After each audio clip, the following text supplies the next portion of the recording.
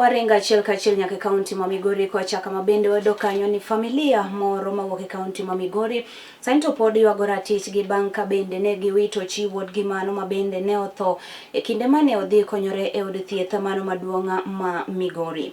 Kaluwore kod ler mabende ne ochiw kod wuon ode Peter Ojwang, oyango ni nyaka ne min ode wita ngimane dwe achiel mano ma osekalo, onge ler moramora kata ratiro moramora mabende giseyudo.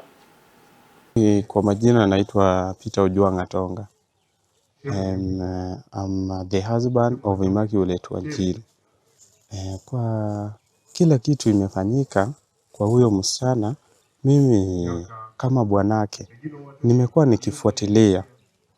Wakati huyo msichana alikuwa anaenda kuzalisha, huyu msichana alikuwa mtu mwenye akona nguvu, si ati alikuwa ni mtu mwenye akona shida. Sasa bibi yangu alienda kuzalisha. Wakati alikuwa anaenda kuzalisha, mimi nilikuwa najua atarudi na mtoto. From there, madaktari walikaa na yeye. Na wakati walikuwa wamekaa na yeye sana, alafu keshowe tena wakamrefer kwa hospitali kubwa, mimi nilikuwa nafikiria atarudi nyumbani. Kwa zile daktari wale walikuwa wamefanya operation, mimi sijaridhika nayo. Mimi nimeangalia, nimetembea huku na kule na mamangu na familia yetu kufuatilia hii maneno ya bibi yangu, lakini hatujapata. Government ya Migori inaingilia hii maneno, wanajaribu kusanitize hii hospitali. Kwa ile maneno ilifanyika, bibi yangu alikuwa salama.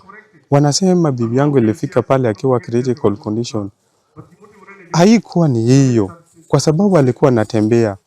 Sasa mimi naomba mnisaidie nipate justice kwa huyu msichana, kwa sababu hata government ya Migori wanaficha document ya huyu msichana, referral letter, documents yenye madhi alikuwa amesign, wanaficha zote. Hakuna hata ile document inaonyesha wale madaktari wenye walifanya surgery operation, wamekataa kabisa, wameficha. Gikanyo bende madikela giko mar mi weche manyien mago mag podho chieng' oriti masani bedo kod odhiambo majaber nyinga Nelly Achieng' Ndhine.